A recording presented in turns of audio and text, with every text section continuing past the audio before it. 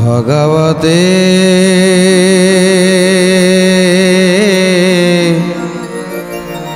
वासुदेवाय। जे प्रभु चिंता करुछंती कौ दिन कौ बार जे आमे जब जाइथिले सेबे अक्षय तृतीया होइथिला तेणु से अक्षय तृतीया दिन आमे समस्त जाई घोष यात्रा करिबा। तेणु समस्त जादव मानक बसई जिते कहते से समस्त जादव मैंने आज जीवाई समस्त मन आनंद जे आमे घोष यात्रा करवा। तेणु समस्त आज बाहरी पड़ी रथ रथी गज अश्व नहीं समस्ते बाहरी पड़ी जीवाई से रैवत पाटना को। पद्मन निरुधय पिता पुत्र बेनी सज होइले रति की संगते से घेनी। सज होइले रति की संगत से घेनी। सज होइले रति की संगते से घेनी। रथ गज स्वमान आरोही जे जारे नंदी घोष रथे विजे देव दामोदरे। गोविंद माधव कृष्ण श्री मधुसूदन। गोविंद माधव कृष्ण श्री मधुसूदन। आज नंदी घोष रथरे बसी प्रभु श्रीकृष्ण माता रुक्मिणी। बलराम रथरे बसी तालध्वज रथरे रेवती बलराम। सात वंश आदि करी स्वप्न कोटि बल संग होई रहिबते चलिले सकल। संग होई रहिबते चलिले सकल। संग होई रहिबते चलिले सकल। केही रथ गज के बास्वरे आरोही जे जा अनुरूपे सर्वे सजबाज होई। जे जा अनुरूपे सर्वे सजबाज होई। जे जा अनुरूपे सर्वे सजबाज होई। नाना छंदरे बाजना बाजे अप्रमित कंप मानव सुंदरी मही खंड सात। कंप मानव सुंदरी मही खंड सात। कंप मानव सुंदरी मही खंड सात। द्वारका उत्तर दारु रहिबत जाए 18 योजन बाट सबु स्वर्णमय। बेनिकोश सार जे तिले वक्र नाई आपणे विश्वकर्माता अछंती भियाई। आपणे विश्वकर्माता अछंती भियाई। आपणे विश्वकर्माता अछंती भियाई। तेणु आज समस्ते रथरे बसी 56 कोटी जादव बल माने समस्ते निज निज रथ रथी अश्व आउ गज उपरे बसी समस्ते आज जाउछंती घोष यात्रा करिबा पई। जेतेले समस्ते आज हालहोली शब्द शुभुची समस्ते जाउछंती समस्तकर आनंद मन जे आज घोष यात्रा हबो। आउ जो पाटना रैवत पाटना से एक महान तीर्थ स्थान जोटी सत्य जुगर मनीष सहित आज द्वापर जुगर मनीषर भेट होता जोटी इंद्र गोविंद मध्य आसबे से जगार भेट हम। तेणु से घोष यात्रा करने समस्ते बाहरी पड़ी आउ जीवा बाटरे आज केते केते केते केते बण पड़ुची जो बणर शोभावन समस्त को आज मंत्रमुग्ध करुच्ची। जंबू जंबीर कोईथ केन्दुताल हरितकी वृंदाहल ये सबू नाना वर्णर फल पुष्प आदि मल्ली माधवी चंपा रंगबाण कुरुबेली कुमुद केतकी छुरीअना आदि केते केते फूल मान सब फुटी से सबूर बासना आज चहटी जाऊँगी। समस्त देह को आज शीतल पवन आज मलय पवन बहुची समस्त देहरे शीतल पवन बाजुची सुंदर भाव में आज समस्त रथ रथी गज समस्ते आज जाउछंती ए जादव माने ये जो 56 कोटी जादव माने समस्ते जाउछंती आज घोष यात्रा को। दधी माछ अनुकूल देखी भगवान गहन लगाई थाटे करती गमन। गहन लगाई थाटे करती गमन। गहन लगाई थाटे करती गमन।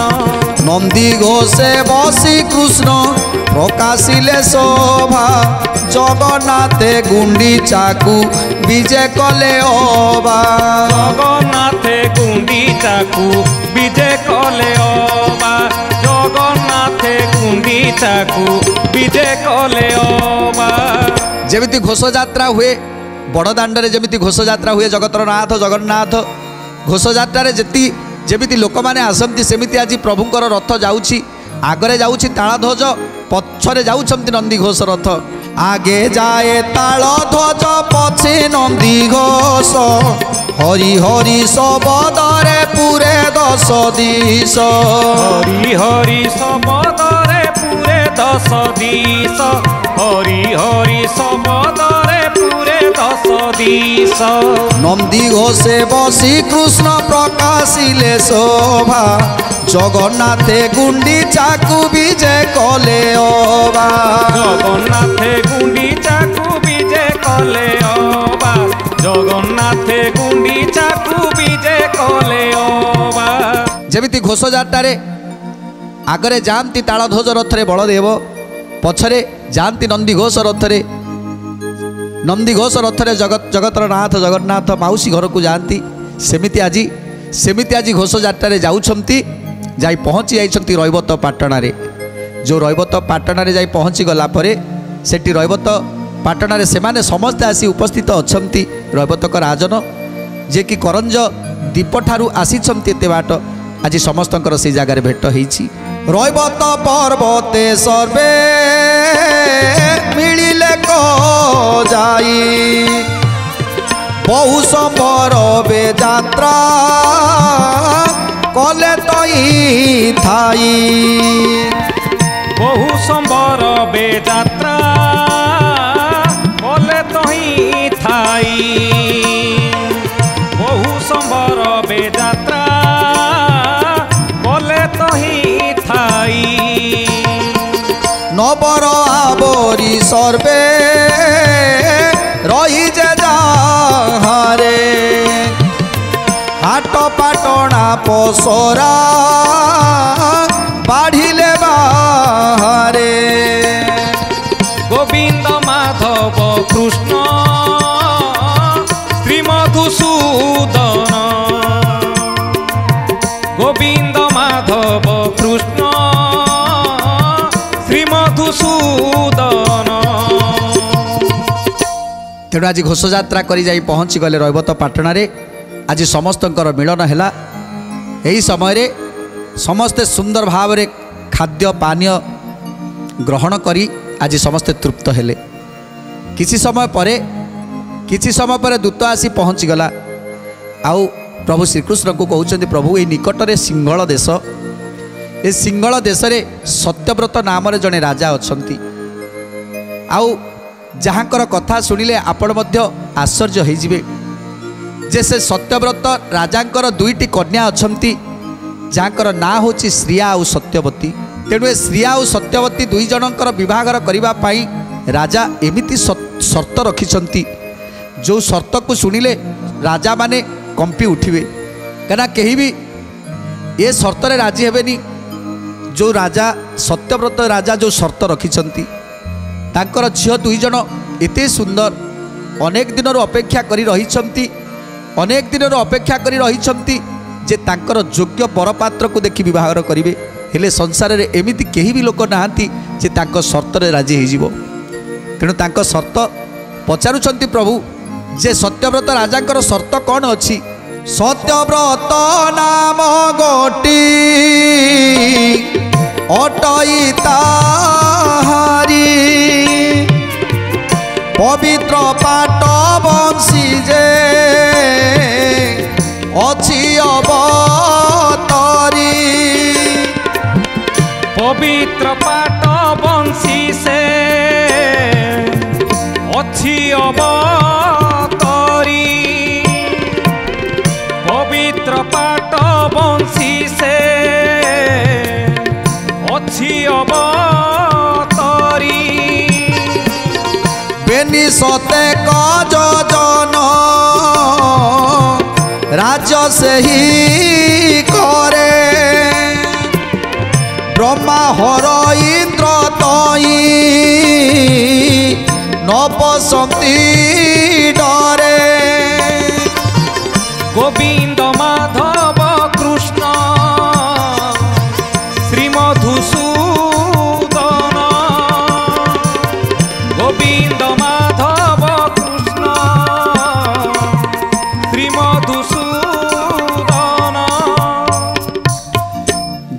ହେଉଛନ୍ତି ହେ ପ୍ରଭୁ ସିଂହଳ ଦେଶର ରାଜା ସତ୍ୟବ୍ରତ। କାଶୀ ନଦୀ ତାଙ୍କ ତୀରରେ ବହି ଯାଉଛି କାଶୀ ନଦୀ। ଆଉ ସେ କାଶୀ ନଦୀ ତୀରରେ ତାଙ୍କର କଟକ। ଯେଉଁ କଟକକୁ ଦେଖିଲେ ତାର ଶୋଭାକୁ ଦେଖିଲେ ବ୍ରହ୍ମା ଇନ୍ଦ୍ର ଏମାନେ ମଧ୍ୟ ଆଜି ବିସ୍ମିତ ହୋଇଯିବେ। ଯେଉଁ କଟକକୁ ଦେଖିଲେ ହର ବ୍ରହ୍ମା ଇନ୍ଦ୍ର ଏମାନେ ମଧ୍ୟ ବିସ୍ମିତ ହୋଇଯିବେ। ଆଉ ଡରରେ ସେ କଟକକୁ କେହି ପଶିପାରନ୍ତିନି ଏଇଥିପାଇଁ କାରଣ ସତ୍ୟବ୍ରତ ସଦାସର୍ବଦା ସତ୍ୟ କହନ୍ତି, ପିତାମାତାଙ୍କର ସେବା କରନ୍ତି। ତାଙ୍କ ପତ୍ନୀଙ୍କର ନାମ ଶୋଭାବତୀ। ସତ୍ୟବ୍ରତ ଯେମିତି ତାଙ୍କର ପତ୍ନୀ ଶୋଭାବତୀ ମଧ୍ୟ ସେମିତି ତାଙ୍କ ପ୍ରଜାମାନଙ୍କୁ ଏମିତି ଭାବରେ ପାଳନ କରନ୍ତି ଯେ ସେ ସଂସାରରେ ସେ ରାଜ୍ୟରେ କାହା ଘରେ କେହି ଜଣେ ଦୁଃଖୀ ନାହିଁ। ଯାହାର କିଛି ଦୁଃଖ ପଡ଼େ ରାଜା ସଙ୍ଗେ ସଙ୍ଗେ ତାର ଦୁଃଖକୁ ନିବାରଣ କରନ୍ତି। ତେଣୁ ସେ ହେଉଛନ୍ତି ସତ୍ୟବ୍ରତ ରାଜା। ତାଙ୍କର ଦୁଇଟି କନ୍ୟା ଅଛନ୍ତି, ଜଣଙ୍କର ନାଁ ଶ୍ରିୟା ଆଉ ଜଣଙ୍କର ନାଁ ସତ୍ୟବତୀ। ତେଣୁ ଆଜି ଦୂତ କହୁଛନ୍ତି ହେ ପ୍ରଭୁ ସେ ସତ୍ୟବ୍ରତ ରାଜା ସତ୍ୟ ନ୍ୟାୟ ଧର୍ମ ଏମିତି ତାଙ୍କ ଭିତରେ ଅଛି, କୌଣସି ଦୋଷ ତାଙ୍କ ପାଖରେ ନାହିଁ ଯାହାକି ସମସ୍ତେ ସେ ରାଜ୍ୟକୁ ଯିବାକୁ ଭୟ କରନ୍ତି। ଯିବାକୁ ଏଇଥିପାଇଁ ଭୟ କରନ୍ତି ଯେଉଁଠି ଅଧର୍ମ ଥାଏ ସେଠି ସେ ଅଧର୍ମକୁ ବିନାଶ କରିଦିଅନ୍ତି।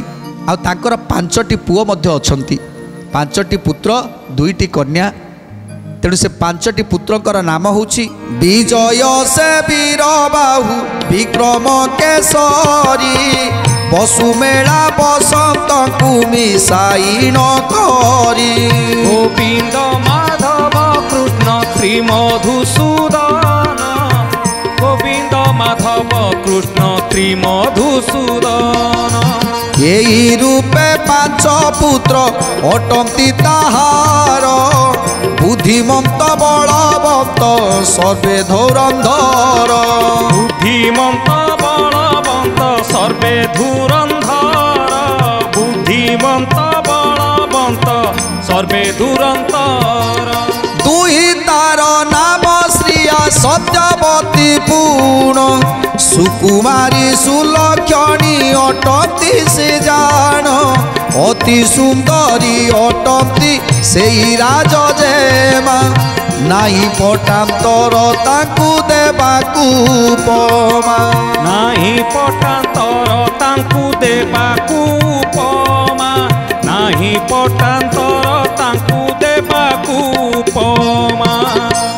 ତେଣୁ ଏମିତି ସୁନ୍ଦରୀ ତାଙ୍କୁ ଉପମା ଦେବାକୁ କେହି ନାହାନ୍ତି ଯେମିତି 16 ବର୍ଷର ଝିଅ ହେଇଗଲେଣି।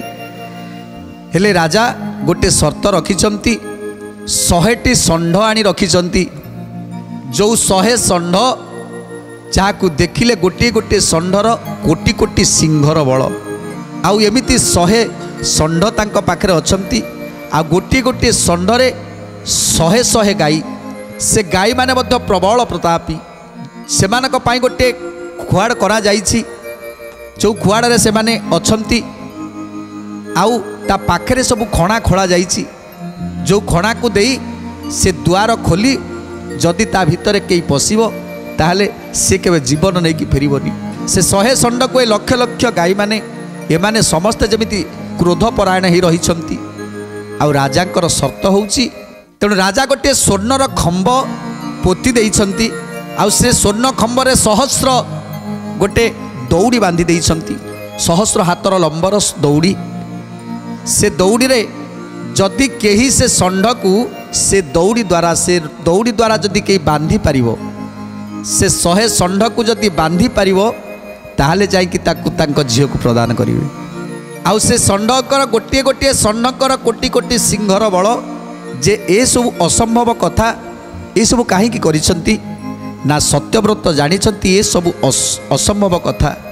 ହେଲେ ତାଙ୍କ କନ୍ୟା ଶ୍ରିୟା ଆଉ ସତ୍ୟବତୀ ଯେବେଠାରୁ ଜନ୍ମ ନେଇଛନ୍ତି ସେବେଠାରୁ ବାଲୁକା ପେଣ୍ଡୁ କରି ପୂଜା କରୁଛନ୍ତି, ହେ ପ୍ରଭୁ ନାରାୟଣ ତମେ ହିଁ ମୋର ବର ହୁଅ।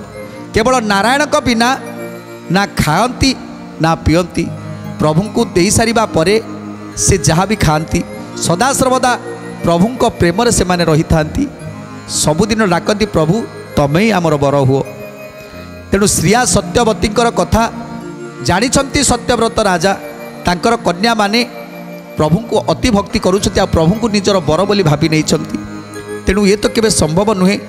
ଆଉ ଯଦିବା ତାଙ୍କର ଭକ୍ତି ତାଙ୍କର ନିଷ୍ଠା जदि प्रकृत में सत्य होता है ताहले यही शर्तटा को रखी एमती कौन राजा ना ये संसार रे जे 100 षंढ को ये बांधि पार रजुरे तेणु निश्चित जी बांधिब सी निश्चित भगवान ही होते स्वयं नारायण होते कारण मु शुणी सारी जे प्रभु ही जन्म नहीं मर्तरे धरापृष्ठ जन्म नहीं धर्म संस्थापन करने तेणु जो दिन प्रभु आसवे ये षंढ मान को बांधे से दिन जाकि मो कन्या को हस्तरे देवी ये कथा को आज पण करी दूत को दूत जिते कहते प्रभु को आगे प्रभु मने मने बहुत खुशी होती चिंता करुँच आमे आमे जीवा निश्चित श्रिया और सत्यवती विवाह करी ये जो पण ये जो शर्त को निश्चित रखी जो पण करिसंती सत्यव्रत राजा से शर्त को मु रखी एवं निश्चित भाव से षंढ मान को बांधि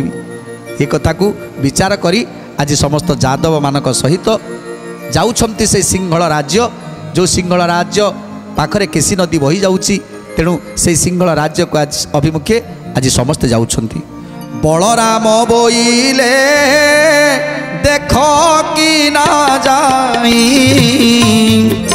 उपाय लक्ष्मी मिलई शास्त्रे अछि कही राधे गोविंद जय जय राधे गोविंद राधे गोविंद जय जय राधे गोविंद तत्पर हेले भाई भार्या से सफल उद्योग करिले निसे फले कर्म फल राधे गोविंद जय जय राधे गोविंद राधे गोविंद जय जय राधे गोविंद तेणु बलराम कहउछंती जेकोसी कार्य जदि चेष्टा न करिबा अपेक्षा जदि चेष्टा करी आमे विफल हो गले ता मध्य से श्रेयस्कर आउ मु भाबुची उद्योग पुरुष को लक्ष्मी मिलती जो माने उद्योग कर्मकर्ता जो माने प्रति काम रे आगबर होइथांती करिबा पाई प्रति कर्म रे जो माने आगबर होइथांती न पारिले सुधा से कर्म को करिथांती तेणु से पाखरे लक्ष्मी था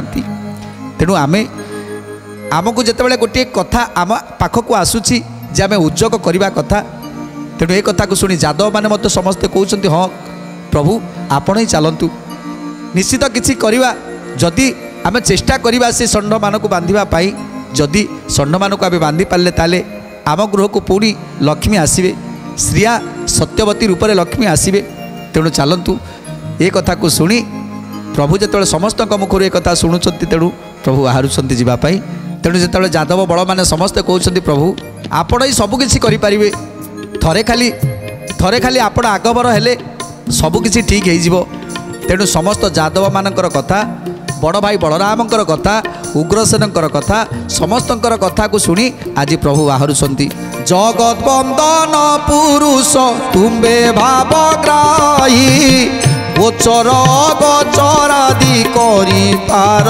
त्राही गोविंद माधव कृष्ण श्री मधुसूदन गोविंद माधव कृष्ण श्री मधुसूदन तुम्भरे स्थापिल सीना सर्ववसुंधरी सकल अंतर्यामी हे सर्वाधिकारी सकल अंतर्यामी हे सर्वाधिकारी सकल अंतर्यामी हे सर्वाधिकारी जिते समस्तकर कथा को शुणिले तो दारुक को सारथी दारुक को निर्देश देले थर रथ बाहिनी चल नंदीघोष रथ को सही सिंहल देश को सिंहल देश अभिमुखे आज नंदीघोष रथ चलिला श्वेत गक्षीर वर्णर अश्वजचा जई मुकिश बनी पारिबी नरतनु बही मुकिश बनी पारिबी नरतनु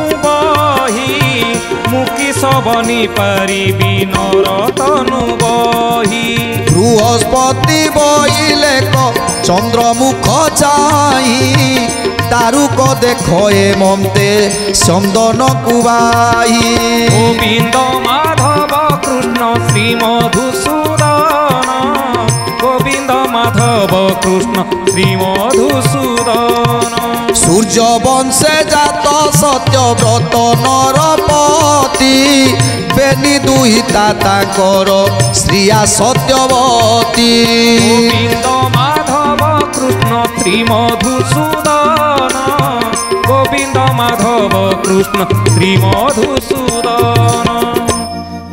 ତେଣୁ ଆଜି ଇନ୍ଦ୍ରଦେବ ଚିନ୍ତା କରୁଛନ୍ତି ଯେ ଇଏ ହେଉଛନ୍ତି ସୂର୍ଯ୍ୟବଂଶର ରାଜା ସତ୍ୟବ୍ରତ ତାଙ୍କ ଭିତରେ ଧର୍ମ ନ୍ୟାୟ ଏସବୁ କିଛି ଭରପୁର ରହିଛି ତାଙ୍କ ରାଜ୍ୟର ପ୍ରଜାମାନଙ୍କୁ ସେ ସୁଖ ସ୍ୱାଚ୍ଛନ୍ଦ୍ୟରେ ରଖିଛନ୍ତି ଆଉ ସେଇଥିପାଇଁ ତାଙ୍କର ପଞ୍ଚପୁତ୍ର ସେମାନେ ମଧ୍ୟ ମହାବଳଶାଳୀ ମହାବୀର ଆଉ ତାଙ୍କର ଯେଉଁ କନ୍ୟା ଦୁଇଜଣ ସେ କନ୍ୟା ଦୁଇଜଣ ହେଉଛନ୍ତି ପ୍ରଭୁଙ୍କର ପରମ ଭକ୍ତ ସେମାନେ ଜନ୍ମ ଜନ୍ମର ତପସ୍ୟା କରିଛନ୍ତି ପ୍ରଭୁଙ୍କୁ ପାଇବା ପାଇଁ ଅପେକ୍ଷା କରିଛନ୍ତି ତେଣୁ ଏ ଦ୍ୱାପର ଯୁଗରେ ଅପେକ୍ଷା କରି ରହିଛନ୍ତି 1,72 କନ୍ୟା ଅପେକ୍ଷା କରି ରହିଛନ୍ତି କୃଷ୍ଣଙ୍କୁ ବରଣ କରିବେ ତେଣୁ ଇଏ ଶ୍ରୀୟା ଆଉ ସତ୍ୟବତୀ ଏ ଅଷ୍ଟପାଟ ବଂଶ ଭିତରୁ ଜଣେ ହେବେ ଏ ଦୁଇଜଣ ଅଷ୍ଟପାଟବଂଶୀ ହେବେ ଏ କଥା ଯାହା ବିହିର ବିଧାନ ହେଇଛି ଯାହା ଲେଖାଯାଇଛି ତାହା ହିଁ ଘଟଣା ଘଟିବ ଯାହାକୁ ଇନ୍ଦ୍ରଦେବ ଚିନ୍ତା କରୁଛନ୍ତି ଏ ଅଷ୍ଟପାଟବଂଶୀ ଭିତରେ ଏ ଶ୍ରୀୟା ଆଉ ସତ୍ୟବତୀ